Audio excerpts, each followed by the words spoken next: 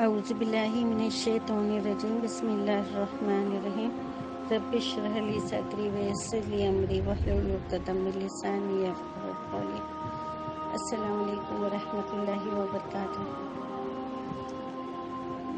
آج مجھے آپ سے مظلوم پہ ظلم اس ٹاپک پہ بات کرنا ہے کہ انجانے میں بھی ہمیں کسی پہ مظلوم پہ جو بے گناہ ہے انجانے میں بھی اس کے ساتھ کوئی ایسی حرکت نہیں کرنا چاہیے جو ظلم کی پاداش میں آ جائے، اللہ تعالیٰ کی نظر میں وہ ظلم ہو جائے، اور اس کے لیے پھر ہم کو بہت بڑی قیمت چکانی پڑے گی، کیونکہ وہ مظلوم کی جو بد دعا ہے وہ عرش کو ہلا دیتی ہے۔ اگر وہ بدعا نہ بھی دے، وہ خاموش بھی ہو جائے اور صرف وہ آسمان کی طرف بھی دیکھ لے، نگاہ اٹھا کے اللہ کی طرف اپنے دکھی دل کے ساتھ، تو اللہ تعالیٰ اس کا جواب ضرور دے گا۔ اس کے لیے ہمیں کبھی بھی کسی کے ساتھ میں ظلم نہیں کرنا چاہیے، کسی کو دکھ نہیں پہنچانا چاہیے، کسی کا دل نہیں دکھانا چاہیے، کسی کے درد پہ اس کو اور تکلیف نہیں دینا چاہیے۔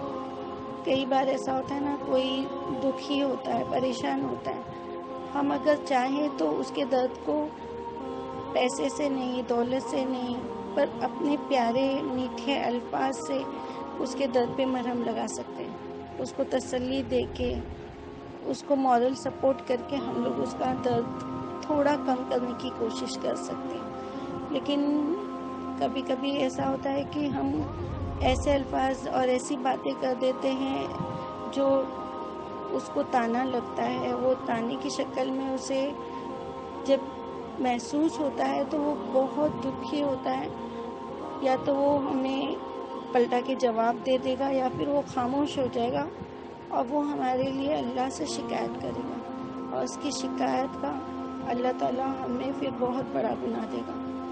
تو ہمیں اس چیز سے بچنا چاہیے۔ ایک دن رسول اللہ صلی اللہ علیہ وسلم نے صحابہ کرام کے درمیان تشریف فرما تھے، اور آپ صلی اللہ علیہ وسلم نے ان سے دریافت کیا، جانتے ہو مفلس کون ہوتا ہے؟ صحابہ کرام نے جواب دیا، ہم میں مفلس وہ ہے جس کے پاس درہم، دینار، دنیا کا مال و متاع نہ ہو۔ تو آپ صلی اللہ علیہ وسلم نے فرمایا، میری امت میں سے مفلس وہ ہے جو روز قیامت نماز، روزے، زکوٰۃ، اعمال لائے گا، اور اس کے ساتھ اس نے کسی کو گالی دی ہوگی، کسی پر بہتان باندھا ہوگا، کسی کا مال ناحق کھایا ہوگا، کسی کا ناحق خون بہایا ہوگا، کسی کو مارا ہوگا۔ اللہ تعالیٰ اس کی نیکیوں میں سے سب کے بدلے چکائے گا۔ مطلب جتنے لوگوں کے اوپر اس نے ظلم کیا ہے تو اللہ تعالیٰ اس کی نیکیوں کے بدلے میں ان کے بدلے چکا دے گا۔ اللہ تعالیٰ اس کی نیکیاں ختم ہو جائے گی، حساب چکاتے چکاتے اس کی نیکیاں ختم ہو جائے گی، تو لوگوں کی خطائیں اٹھا کر اس پر ڈال دی جائے گی۔ اب اس کے پاس اگر نیکیاں ختم ہو جائے گی تو دینے کے لیے کچھ نہیں بچے گا، لیکن اگر اس کے گناہ بچے ہوئے ہیں تو اللہ تعالیٰ جن کو اس نے تکلیف دیا ان کے گناہ اس کے سر پہ ڈال دے گا، پھر اسے آگ میں پھینک دیا جائے گا۔ اللہ اکبر، استغفر اللہ۔ اللہ تعالیٰ ایسے دن سے بچائیں، ایسے گناہوں سے بچائیں، اللہ تعالیٰ قبر کے عذاب سے بچائیں، اللہ تعالیٰ جہنم کی آگ سے بچائیں، آمین یا رب العالمین۔ اس کے بارے میں نے ایک بک میں ایک ایسی سٹوری تھی، یہ کوئی مستند حدیث نہیں ہے، لیکن ایک مورل ہے کہ ایک دن مطلب ایک صاحب تھے جو قرآن حافظ تھے اور نیک آدمی تھے، بیمار لوگ ان کے پاس آتے تھے، وہ قرآن وغیرہ پڑھ کے دم کرتے تھے، اللہ ان کے ہاتھوں میں جسے چاہتا شفا دے دیتا۔ ایک دن اس صاحب کے پاس ایک آدمی آیا جو خاصا مالدار اور اچھی حالت میں تھا۔ وہ ان کے سامنے بیٹھا اور بولا، یا شیخ، میرے بائیں ہاتھ میں شدید درد ہے، نہ رات کو نیند آتی ہے نہ دن کو چین آتا ہے، بے شمار ڈاکٹروں کو دکھایا، کئی ٹیسٹ کرائے، لیکن بے سود، درد بڑھتا ہی جاتا ہے، زندگی عذاب بن گئی ہے۔ میں کاروباری آدمی ہوں، کئی کمپنیوں کا مالک ہوں، لگتا ہے مجھے کسی کی نظر لگ گئی ہے یا کسی بدبخت نے مجھ پر جادو کر دیا ہے۔ تو وہ شیخ صاحب نے اس پر کچھ سورہ فاتحہ، آیت الکرسی، سورہ اخلاص، تینوں کل وغیرہ پڑھے، لیکن کوئی اثر نہ ہوا۔ وہ شکریہ ادا کر کے چلا گیا۔ چند دنوں بعد پھر وہ ان کے پاس وہی شکایت درد کی لے کر آیا، تو انہوں نے کہا کہ میں نے قرآن پاک کی تلاوت کیا، پھر وہ چلا گیا۔ چند دنوں بعد پھر وہ آیا، پھر میں نے اسی طرح تلاوت وغیرہ کی، لیکن کوئی بہتری نہ آئی۔ اس کا درد جو تھا نا وہ روز بروز بڑھتا ہی جا رہا تھا۔ تو میں نے اس سے کہا ہو سکتا ہے آپ کو جو تکلیف پہنچی ہے وہ آپ کی کسی گناہ کی سزا ہو، آپ نے کسی کمزور پر کوئی ظلم کیا ہو یا کسی کا حق مارا ہو۔ اگر کوئی ایسی بات ہے تو فوراً توبہ کیجیے، جس پر ظلم کیا اسے معافی مانگیے، اور جس کا حق مارا ہے جلد سے جلد اس کا حق ادا کر دیجیے۔ اس آدمی نے ان کی بات کو کوئی اہمیت نہ دی اور تکبر انداز میں کہا میں نے کبھی کسی پر ظلم نہیں کیا، نہ کسی کا حق مارا ہے، آپ کے مشورے کا شکریہ کہہ کر وہ چلا گیا۔ وہ نکل گیا، کافی دن گزر گئے، وہ آدمی دوبارہ نظر نہیں آیا۔ مجھے لگا انہوں نے کہا، شیخ صاحب نے کہا کہ مجھے لگا کہ شاید اسے میری بات پہ غصہ آیا، لیکن انہوں نے کہا میں نے تو ایک اچھی رائے دی تھی اس کو۔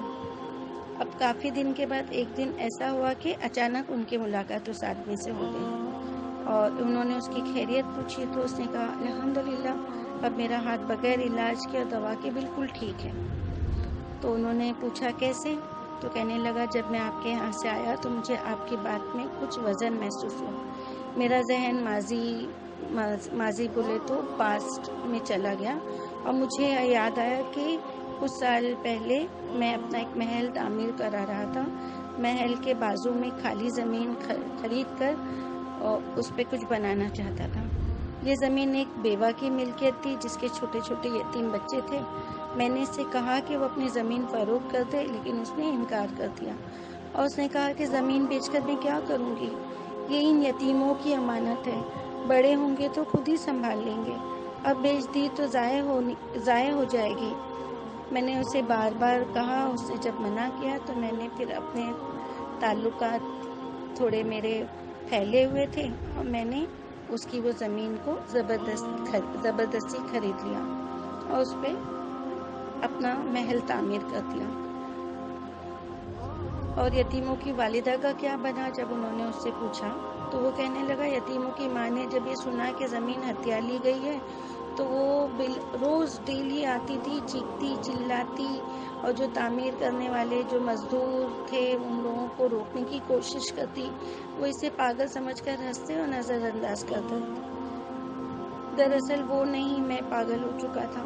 میں نے اپنی آنکھوں سے دیکھا وہ روتے روتے کبھی کبھی دونوں ہاتھ آسمان کی طرف اٹھاتی اور مجھے بد دعائیں بھی دیتی۔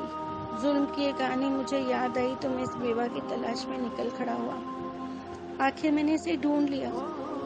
میں اس کے سامنے رویا، معافی مانگی، اس وقت تک گڑ گڑاتا رہا جب تک اس نے اپنی زمین کے بدلے دوسری زمین لینا قبول نہ کر لیا۔ اس نے مجھے معاف کر دیا اور میرے لیے دعا کی۔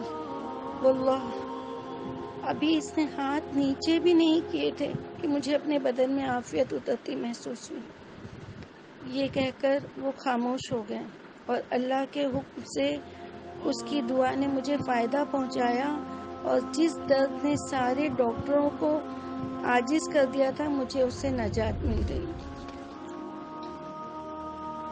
بس اس سے ہم کو یہ عبرت ملتی ہے کہ تیری آنکھ سو گئی اور مظلوم جاگ کر تیرے لیے بدعا کرتا رہا۔ یاد رکھ اللہ کی آنکھ نہیں سوتی، اللہ نہیں سوتا۔ ہم ہماری آنکھ بند کر دیتے ہیں ظلم کر کے، اور اللہ کی آنکھ کھلی رہتی ہے۔ اللہ کو نہ اونگ آتی ہے نہ نیند آتی ہے، وہ دیکھتا ہے، وہ مظلوم کی بدعا کو سنتا ہے اور پھر اس کا بدلہ ہم سے لیتا ہے۔ تو اللہ تعالیٰ ہم کو کسی پہ ظلم کرنے والا نہ بنائے، اللہ تعالیٰ ہمیں کسی پر مظلوم پر تکلیف پہنچانے والا نہ بنائے، اللہ تعالیٰ ہر کسی کے دل میں ایک دوسرے کے لیے رحم دے، محبت دے، خوشیاں دے، اللہ تعالیٰ کسی کو کسی کے اوپر ظلم کرنے والا نہ بنائے۔ بس اس دعا کے ساتھ میں اپنی بات ختم کرتی ہوں۔ السلام علیکم ورحمۃ اللہ وبرکاتہ۔ ربنا تقبل منا انک انت السمیع العلیم وتب علینا انک انت التواب الرحیم۔